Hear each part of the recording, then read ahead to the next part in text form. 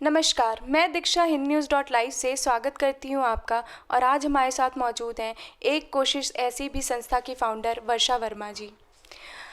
वर्षा जी, आपके संस्था का जो टैगलाइन है कि किसी भी वास्तविक सेवा के लिए संपर्क करें, तो अगर इन दैट केस जो नीडी पीपल होते हैं जिनके पास काम नहीं है, काम बंद हो गया है, तो आप उनको कैसे रोज़गार प्रोवाइड करती हैं?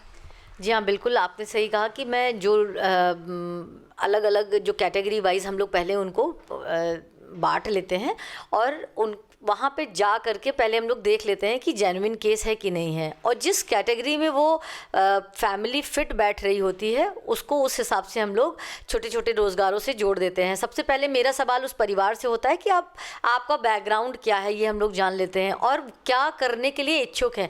कुछ परिवार ऐसे होते हैं जो उनकी शॉप होती है अचानक से बंद हो जाती है, तो शॉप पे ऑब्वियस है कि सामान तो होगा ही, तो उसके अकॉर्डिंगली मान लीजिए कोई टेलर है तो उसको हम लोग आगे उसको हेल्प आउट कर देते हैं चीज़ों में। फिर अगर उससे नीचे के जो तबके होते हैं उनको छोटे से टी स्टॉल से हम लोग जोड़ देते हैं। कुछ ऐसी चीज़ें हम लोग इस तरह का रोज़गार प्रोवाइड करते हैं जिससे कि उनका एक सर्किल में आ जाए चीज़ें और वो अपने पैरों पे खड़े हो जाएं और अपने परिवार को भरण पोषण के लिए वो खुद कमा खा सके, किसी के ऊपर उनको डिपेंडेंट नहीं होना पड़े।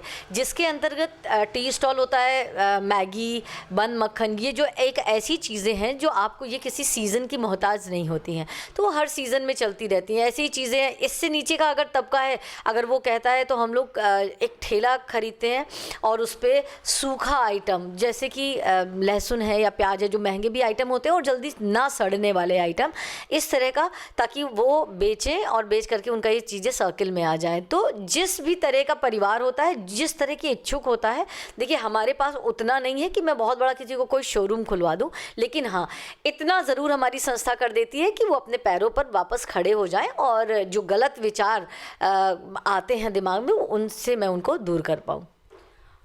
मैम, जैसे ऑल ओवर उत्तर प्रदेश आपके एम्बुलेंस चलते हैं और शव वाहन चलते हैं, तो इसके बारे में कुछ बताइए। देखिए, ये कोरोना के समय से, चूँकि मैं डेस्टिट्यूट बॉडीज़ पे तो लगातार पिछले कई वर्षों से काम कर रही हूँ, उसका आंकड़ा लगभग 4000 का अभी पार भी हो गया है।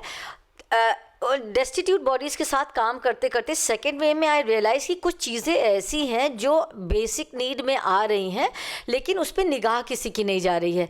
मैंने पाया कि जो गंभीर रोगों से ग्रसित पेशेंट होते हैं, चूँकि Lucknow is a medical hub, यहाँ पे बहुत बीहड़ केसेस आते हैं, बहुत बिगड़े हुए केसेस आते हैं।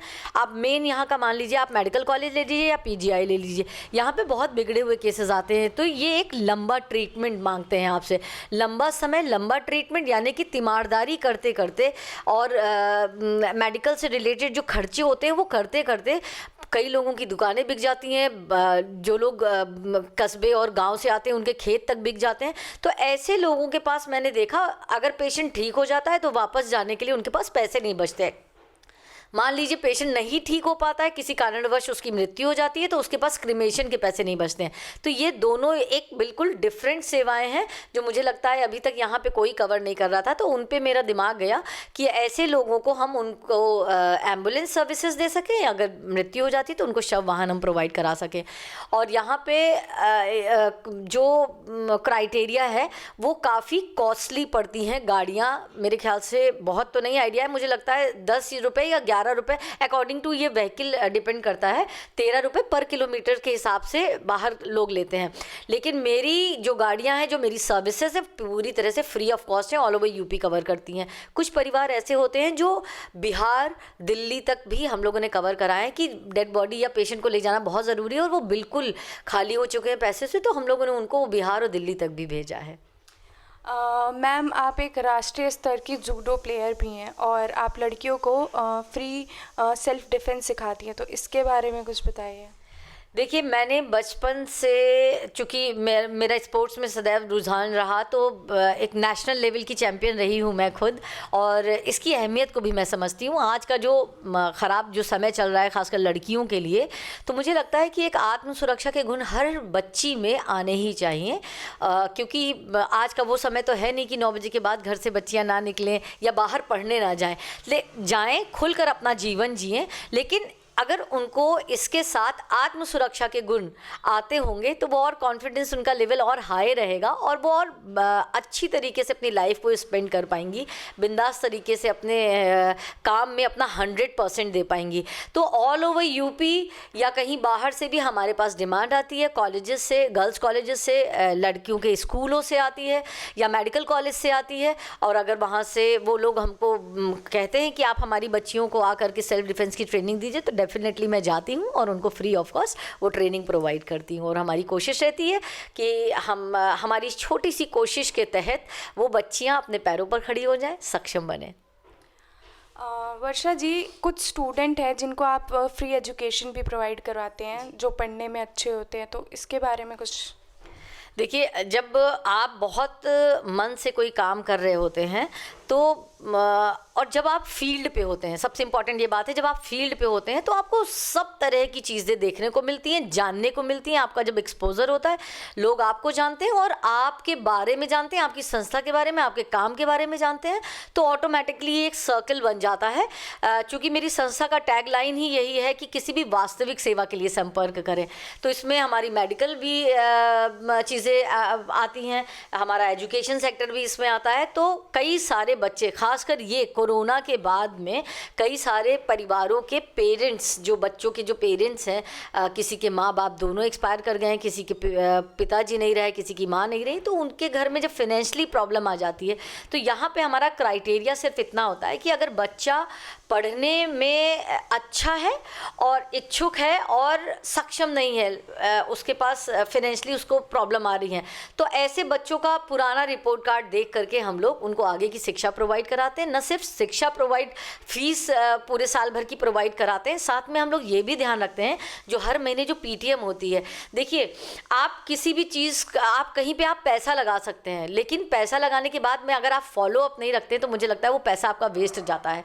तो वो बच्चे प्रॉपर पढ़ रहे नहीं पढ़ रहे हैं, उनके स्कूल से उनका फीडबैक सही मिल रहा है कि नहीं मिल रहा है, तो फॉलो अप में रहना बहुत ज़रूरी है। तो हम सारी पीटीएम अपने, हमारी पूरी टीम है वो पीटीएम ज्वाइन करती है, उनका साल भर उन पर ध्यान रखा जाता है, उनकी स्टेशनरी, उनकी यूनिफॉर्म, उनका टिफ़िन, लंच बॉक्स या वाटर बॉटल से ले करके शूज़, मतलब ओवरऑल जो स्टेशनरी से, स्कूल से रिलेटेड जो भी चीज़ें होती हैं वो सब हम लोग प्रोवाइड कराते हैं। इसी बीच में मैं आपको बताऊं, चूँकि कोरोना के बाद में ये केसेस बढ़े हैं, तो जो हमारा 11 बच्चों का साल में टारगेट रहता है वो इस बार 18 बच्चों का हो गया है। और कुछ बच्चे ऐसे हैं जो हायर एजुकेशन करना चाहते हैं और सक्षम नहीं हैं, तो उनको हम लोग कहीं ना कहीं से, जैसे हमारे पास ये नीडी पीपल आते हैं, नीडी लोग आते हैं, वैसे ही हमारे पास मदद करने के लिए भी हेल्पिंग हैंड है। तो कुछ लोग होते हैं जिन्होंने हायर एजुकेशन को वो पूरा अडॉप्ट कर लेते हैं और वो जब तक बिटिया पढ़ना चाहती है तो हम लोग पढ़वाते हैं। तो इस तरह से ये भी एक सर्कल में आ जाती हैं चीज़ें और हम लोग एजुकेशन पे भी ध्यान दे पाते हैं।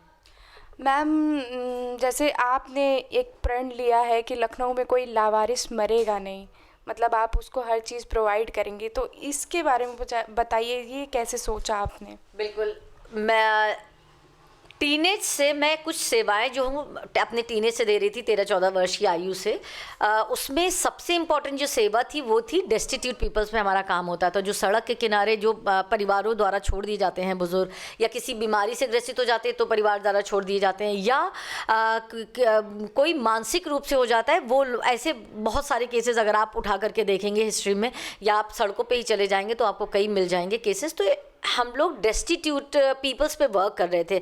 होता क्या है कि जब आप डेस्टिट्यूट पीपल पे वर्क करते हैं, उनको एडमिट कराना, उनके दैनिक कार्यों को कराना, उनको खिलाना पिलाना, उनके कपड़े लत्ते का ध्यान रखना, ये सारी चीज़ें, दो तरह के रिजल्ट आते हैं आपके पास। या तो वो पेशेंट जो डेस्टिट्यूट पीपल होता है वो या तो ठीक हो जाता है, जब ठीक हो जाता है तो उनको वापस सड़कों पर ना छोड़ करके हम लोग उनको किसी संस्था में डाल देते हैं।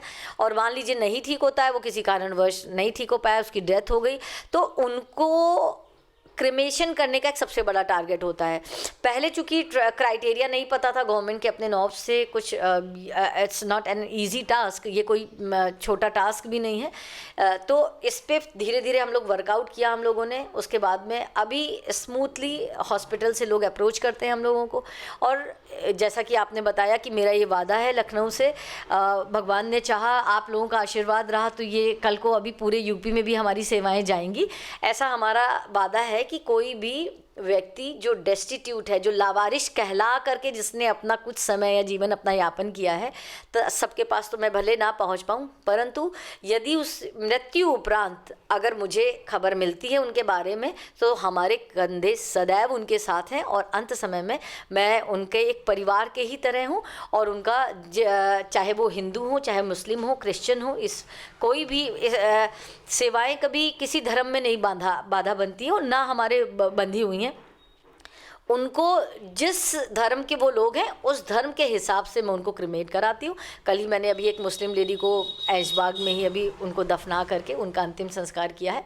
ऐसे ही हिंदू जो लोग होते हैं उनको उसी रीति रिवाज के हिसाब से हम लोग पूरा उनका क्रिमेशन कराते हैं। और इतनी कोशिश रहती है छोटी सी हमारी कि एक छोटे से एक प्रयास, एक छोटी सी कोशिश के तहत उनकी आत्मा को एक शांति मिल सके और अंत समय वो लावारिश ना कह करके एक बोझे के साथ ना मरे। मैम, जैसे एवरी फ्राइडे आप कैंसर पेशेंट की हेल्प करती है, एवरी ट्यूसडे न्यूबॉर्न बेबीज़ जो होते हैं उनकी किस तरीके से हेल्प करता है आपका एनजीओ? ये जो डे वाइज बटा हुआ है, मैं आपको बताऊं, ये 3 अलग कैटेगरी में हमारी सेवाएं चलती हैं। ये हमारी जो ट्यूसडे एक गवर्नमेंट हॉस्पिटल को हम लोग कवर करते हैं, न्यूली बॉर्न बेबीज़ को हम लोग हाइजीन किट प्रोवाइड करते हैं, जिसके अंतर्गत टाल होती है, 2 जोड़ी कपड़े होते हैं, सैनिटरी पैड्स होते हैं, डाइपर होते हैं, फेस मास्क, फ्रूट्स होते हैं, ताज़े फल होते हैं और बिस्किट्स होते हैं, शैम्पू, साबुन। देखिए, ये ज़िंदगी भर ये चीज़ें नहीं चलती हैं। ये देने का सिर्फ तात्पर्य हमारा इतना होता है कि ये जो भी चीज़ें दी जा रही हैं, ये चीज़ें आपको याद दिलाएंगी कि आपको धुले हुए कपड़े पहनाने हैं, ब्रेस्ट फीडिंग कैसे करानी है उसके बारे में हमारा पूरा सेशन चलता है, हाइजीन से रिलेटेड आपको क्या क्या चीज़ें ध्यान रखनी है वो हमारा पूरा सेशन चलता है। मैं खुद लेती हूँ ये सारे सेशन उन महिलाओं के साथ में। ताज़े फ्रूट्स खाने हैं, वो फ्रूट्स आपको याद दिलाते हैं कि हम आपको इस पीरियड में ताज़े फ्रूट्स कम से कम दिन में 3 अलग तरह के खाने चाहिए। हर 1 घंटे पे कुछ ना कुछ खाना है। उनको पौष्टिक आहार के बारे में हम लोग बताते हैं। तो ये जो छोटे छोटे तोहफे हैं, इनको हम लोग सिर्फ ये उनको याद दिलाएं, ये इसलिए क्योंकि लाइफ टाइम तक नहीं चलते हैं ये तोहफे, लेकिन वो तोहफे आपको याद दिलाएंगे कि हमें क्या क्या चीज़ें करनी है। तो ये तो सरकारी अस्पतालों में हमारी जो सेवाएं चलती हैं, प्रत्येक शुक्रवार को हमारी सेवाएं चलती हैं। चूँकि कैंसर एक ऐसी बीमारी है जो आपका बहुत लंबा समय लेती है और लंबे समय में तीमारदार को भी वहीं रैन बसेरे में रहना पड़ता है। तो मान लीजिए गवर्नमेंट जो प्रोवाइड कर रही है वो पेशेंट को खाना 2 समय का देती है। अब तीमारदार का क्या, अब तीमारदार इतनी दूर से बैठे हैं, लोगों के पास पैसे ख़त्म हो जाते हैं, उनके सामने भी बहुत सारी प्रॉब्लम्स आती हैं। तो हम लोग उनको हर हफ्ते का एक ऐसा राशन जिसमें छोटी छोटी चीज़ें होती हैं, दैनिक चीज़ें, दाल चावल, सब्जी, चीनी, चाय पत्ती, साबुन, इस तरह से बेसिक चीज़ें उनको दे देते हैं ताकि वो लोग कम से कम, जो उनके ऊपर पेशेंट का प्रेशर है वो तो है ही, कम से कम अपना जो वहाँ पे उनको नॉर्मल लाइफ जो डेली नीड्स की ज़रूरत है एटलीस्ट हम उनको वो प्रोवाइड कर सकें। ठीक इसी तरह से हम लोग सैटरडे जो मेडिकल कॉलेज में जो पेडियाट्रिक वार्ड है कैंसर वाले बच्चों का, वहाँ पे हम लोग हर महीने उनको प्रोटीन प्रोवाइड कराते हैं और मिल्क प्रोडक्ट, या चूँकि उनको भोजन नहीं दिया जा सकता है, उनके अपने रूल्स हैं, उनके अपनी डाइटिशियंस हैं, उनके अकॉर्डिंगली उनको ये सारी चीज़ें दी जाती हैं। तो ये कैंसर पीड़ित बच्चों को और उनके तीमारदारों को एवरी सैटरडे हम लोग पका भोजन प्रोवाइड कराते हैं ताकि उनके थोड़ा सा दुख हम लोग चुरा सकें और थोड़ी सी अपनी वो इसके थ्रू अपनी नॉर्मल लाइफ स्पेंड कर सकें। मैम, वृद्धाश्रम के जो लोग होते हैं उनकी हेल्प कैसे करते हैं? और जैसे कुछ लोग होते हैं जिनके बच्चे बाहर सेटल हो गए हैं, वो यहाँ पर हैं, तो उन लोगों को कैसे आप लोग हेल्प करते हैं? देखिए, मैं बताऊं, मेरा नंबर अलग अलग मॉर्चरी में हमारा नंबर वायरल है, अलग अलग अस्पतालों में मेरा नंबर वायरल है, अलग अलग थानों में मेरा नंबर वायरल है, और जो सोशल मीडिया पे जो है वो तो है ही। तो अब ये नंबर न सिर्फ हमारे लखनऊ को कवर कर रहा है, मैं पूरे यूपी को भी नहीं, हमारे इंडिया को भी नहीं, इंटरनेशनल लेवल पे ये पूरा नंबर कवर कर रहा है। तो इंटरनेशनल लेवल पे कैसे काम करता है मैं आपको बताऊं, जो बच्चे बाहर सेटल डाउन है, उनके पेरेंट्स यहाँ पे हैं, उनकी डायरेक्टली मेरे पास कॉल आती है कि हमारे पेरेंट्स को ये प्रॉब्लम है, मेडिकल से रिलेटेड रिलेटेड या कुछ भी लाइक किसी भी तरह की कोई भी उनको प्रॉब्लम्स आती है तो वो हम लोग उनको क्रॉस चेक करते हैं। उनके घर खुद जाती है, हमारी टीम जाती है, मैं खुद जाती हूँ, उसको क्रॉस चेक करने के बाद में उनको हेल्प आउट किया जाता है। ठीक इसी तरह से जैसा कि आपने वृद्धाश्रम कहा, वृद्धाश्रम के अलावा भी ऐसी कई संस्थाएं हैं जो बच्चों पे काम कर रही हैं या मानसिक रूप से विक्षिप्त लोगों पे काम कर रही है। वहाँ पे मेरा नंबर वायरल है, वो लोग डायरेक्टली मुझे अप्रोच करते हैं। किसी की डेथ हो जाती है तो शव वाहन हम लोग प्रोवाइड कराते हैं, किसी को मेडिकल से रिलेटेड हेल्प चाहिए होती है तो न सिर्फ एम्बुलेंस प्रोवाइड की जाती है बल्कि हम लोगों से जितना हो सकता है अस्पताल में जा करके हेल्पिंग हैंड दे करके उनके ऑपरेशन कराना, उनका ट्रीटमेंट कराना, उनको बाकी चीज़ों के लिए गाइड करना या जो भी उनको मेडिकल से रिलेटेड जो भी हेल्प चाहिए होती है वो भी हम लोग पहुंचाते हैं। ठीक इसी तरह से जो वृद्धाश्रम है, वृद्धाश्रम में भी हम लोगों के नंबर वायरल हैं। जो वृद्ध लोग हैं वो डायरेक्टली हमें खुद कॉल करते हैं कि बहुत छोटी छोटी चीज़ें, आज हमारा चश्मा टूट गया है, हमारे पास इचिंग हो रही है, इचिंग की ऑइंटमेंट ख़त्म हो गया है तो वो उनको वो चाहिए होता है, तो या किसी को छोटी छोटी चीज़ें, किसी के पास चप्पल नहीं है, किसी के पास धोती नहीं है, तो वो सारी चीज़ों के लिए। और इन छोटी चीज़ों के अलावा भी हमारी संस्था ने ओपन हार्ट सर्जरी तक वृद्ध लोगों की करवाई है। चूँकि जो सरकार प्रोवाइड कर रही है, मुझे लगता है शायद 200 अब शायद 600 रुपये हो गया है पर मंथ होता है। देखिए 600 रुपये में कोई मेडिकल सेवाएं नहीं आ पाती हैं तो वो वेस्ट हो जाती हैं चीज़ें। तो वो लोग फिर मुझे इस विश्वास के साथ डायरेक्टली कॉल करते हैं कि अगर मेरी संस्था को अप्रोच किया जाएगा, या छोटे छोटे ऑपरेशन आँखों के भी होते हैं, तो इस तरह की सारी चीज़ें हम लोग उनको प्रोवाइड कर सकते हैं और उनके मन में छोटी सी जगह बना पाते हैं हम लोग। तो मैम आपको कितना टाइम हो गया और आपका मोटिवेशन क्या था इतना सोशल वर्क करने का? हर एक सेक्टर में आप वर्क कर रही हैं। बचपन में तो खैर नहीं पता थी कि हमको मुझे दिशाएं कहाँ लेकर के जाएंगी या लाइफ में आगे कुछ ड्रीम्स तो कुछ और थे हमारे, लेकिन मैंने कई सारी जॉब की जो भी करे, लेकिन हमें उस सैलरी में कभी सेटिस्फेक्शन नहीं मिला। और बचपन से सेवाएं मैंने अपने पेरेंट्स को करते देखी, अपने लेवल पे वो करते थे, तो ये कह सकते हैं आप कि मेरे ब्लड में है सेवाएं। बस रूप उनका बड़ा होता गया, उनका विस्तार बड़ा होता गया।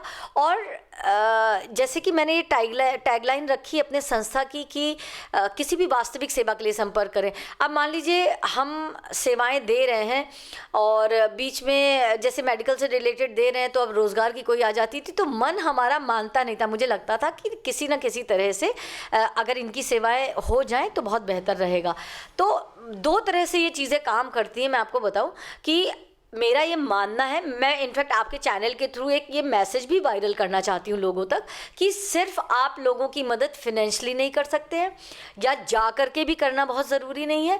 एक फ़ोन कॉल, एक आपका जो आपने जो अपना मेंटेन किया है अपनी लाइफ में, कुछ लोग बहुत पैसा कमा लेते हैं, कुछ लोग मैन पावर कमा लेते हैं, तो कुछ लोगों के पास अप्रोच बहुत अच्छी होती है। तो मेरा ये मानना है कि हो सकता है आप कहीं पे जाके खुद ऑपरेशन ना करा पाएँ, लेकिन हो सकता है कि अगर आपके पास आपके फ़ोन डायरेक्टरी में या आपके मोबाइल में एक ऐसा नंबर सेव हो कि अगर आप कह दें कि इस तरह का कोई पेशेंट आ रहा है, जेन्युइन है और गरीब है, तो आप उनकी उस तरह से भी मदद कर सकते हैं। फ़ीस कम करा सकते हैं या फ़ीस माफ़ करा सकते हैं, ऐसे ही आप किसी बच्चे के लिए कर सकते हैं। तो आपका एक फ़ोन कॉल भी बहुत बड़ी सेवा कर सकता है। बस एक सोच की बात है, आपको अपनी सोच बदलने की ज़रूरत है। तो ज़रूरी नहीं है कि आपको पैसे से या आप स्वयं जाएं तभी सेवा हो पाएगी।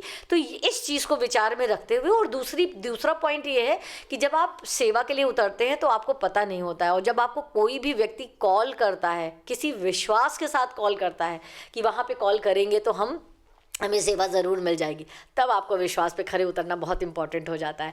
तो मेरी भी जो तरीका है वो थोड़ा सा डिफरेंट है लोगों से। मैं क्या करती हूँ, मेरे पास जब कोई नीडी कॉल आती है तो मैं उसको सोशल मीडिया पे वायरल करती हूँ, एज ए स्टोरी वायरल करती हूँ, और उसी में मुझे लगता है कि 15-20 हज़ार लोगों के पास पर डे के हिसाब से मेरी वो स्टोरीज शेयर होती हैं। और मैं आपको एक बहुत ख़ास बात बताती हूँ इसकी, वो स्टोरीज़ इतनी इफ़ेक्टिव होती हैं, इतना काम करती हैं कि उन्हीं स्टोरीज से हमारे पास नीडी पीपल्स भी आते हैं, लोगों को एक विश्वास बनता है कि यहाँ पे जाएंगे तो यहाँ काम हो जाएगा, और जब हमारा काम हो जाता है तो एक सक्सेस स्टोरी भी मैं फाइनल वायरल करती हूँ कि ये 2 दिन पहले हमारा ये केस था, और लोग हेल्पिंग हैंड भी हमें वहीं से मिलते हैं। मैंने मान लीजिए किसी बच्चे के लिए किसी मेडिकल से रिलेटेड कोई अप्रोच डाला कि मुझे इतना इतना इसमें ज़रूरत है, और ये पूरा फेयर वर्क है हमारा, सारी पूरी डिटेल्स उनकी हम डालते हैं। उस डिटेल के थ्रू अगर कोई क्रॉस चेक करना चाहे तो आराम से क्रॉस चेक करें स्टोरी में, अगर दम लगता है तो डायरेक्टली हम लोग को मदद करते हैं, अप्रोच करते हैं। इसके तहत एक ये पूरी बाउंडिंग सी हमारी हो गई है अभी सारे लोगों के साथ में, और बहुत विश्वास के, जिस विश्वास के साथ वो कॉल करते हैं उस विश्वास के साथ हम लोगों की संस्था पूरी लग जाती है, जुट जाती है, और वो सेवाएं दे दी जाती हैं, और बस चीज़ें हो जाती हैं। तो मैम, अगर आपको आपकी हेल्प चाहिए हो किसी को, आपके एनजीओ की हेल्प, तो कैसे वो आपको कांटेक्ट करेगा? प्रभु में विश्वास रख करके वो मुझे कॉल करे। मैं अभी आपके चैनल के थ्रू अपना नंबर भी वायरल करती हूँ। देखिए, मेरे पास नंबर कॉल करने से पहले सिर्फ आपको एक चीज़ करनी है कि प्रभु पे विश्वास ज़रूर रखना है। अगर आप प्रभु पे विश्वास रख रहे हैं तो वो कराने वाला वो ही है। मैं अभी नंबर वायरल आपके चैनल के थ्रू मैं बोल देती हूँ, अगर किसी को नंबर नोट करना है और किसी भी वास्तविक सेवा के लिए लिटरली अगर कोई संपर्क करना चाहता है तो डेफिनेटली मुझे कॉल कर सकता है। मैं नंबर बताने जा रही हूँ, आप लोग पेन डाउन कर सकते हैं। इट्स 831-819-3805। मैं एक बार और नंबर बोलूँगी, 831-819-3805। Thank you so much ma'am, बहुत अच्छा लगा आपसे बात करके। Thank you.